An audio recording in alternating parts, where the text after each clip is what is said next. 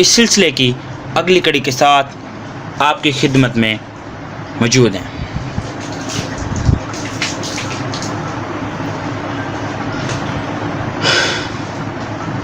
کچھ عرصہ کے بعد میں نے یہ خصوصی اختیارات اس لیے واپس لے لیے کہ بے معنی، مبالغہ آمیز اور فرضی شکایتیں درج کرائی جا رہی تھیں۔ الیکشن کمیشن کو جو اختیارات دیے گئے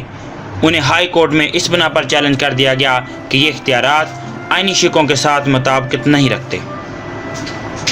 جن میں یہ کہا گیا کہ کسی بھی انتخابات کا سوال ایک ایسے ٹریبیونل کے سامنے ہی الیکشن پٹیشن سے اٹھایا جا سکتا ہے جو آئین کے تحت قائم کیا گیا ہو۔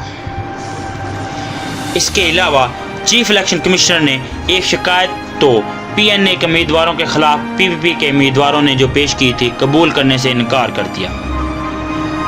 اور اس سے یہ بھی اہم نقطہ یہ کہ پی این اے اس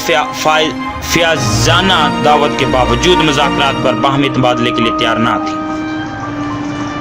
مزید برآں الیکشن کمیشن کو دیے جانے والے خصوصی اختیارات کو واپس لینے کی ایک اضافی وجہ یہ بھی تھی کہ انتخابات کے بعد ان اختیارات سے شاکی افراد نے عدالت ہائے عالیہ میں ریٹ پٹیشن دائر کر دی تھی کہ جن میں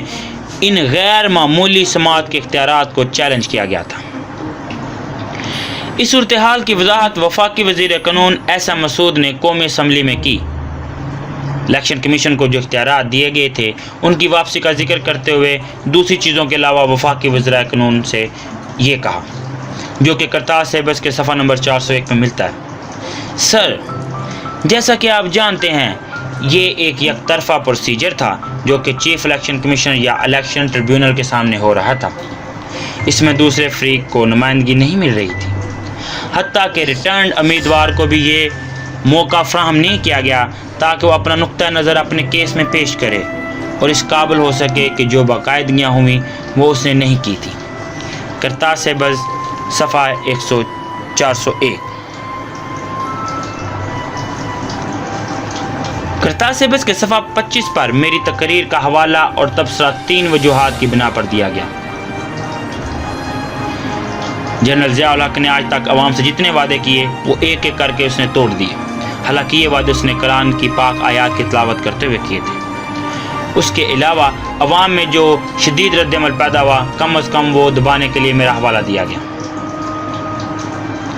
لاہور ہائی کورٹ کے اس فیصلے کے جواب میں کہ میں ایک برائے نام مسلمان ہوں، میں یہ کہنا چاہوں گا کہ اگرچہ میں نے پاکستان کے عوام کے ساتھ آج تک جو وعدہ کیا تھا اس کی وعدہ خلافی نہیں کی، لیکن چیف مارشل لا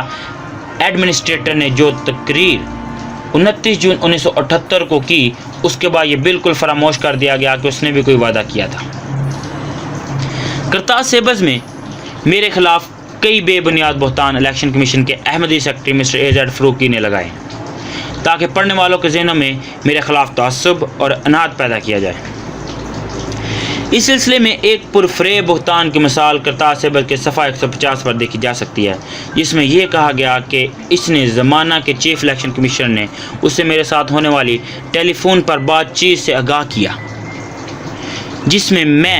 میں الیکشن کمیشن کی تشہیری مہم کے محرکات کا اسباب پر اپنے غصے اور ناپسندیدگی کا اظہار کر رہا ہوں۔ یہ پیراگراف کچھ یوں ہے۔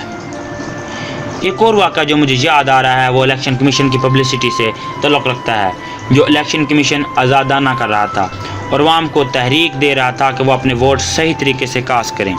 لگ بھگ فروری کے وسط میں مسٹر سجاد احمد جان نے مجھے مطلع کیا کہ وزیر اعظم کو ہماری یہ زیادہ تشہیر پسند ہی نہیں ہے۔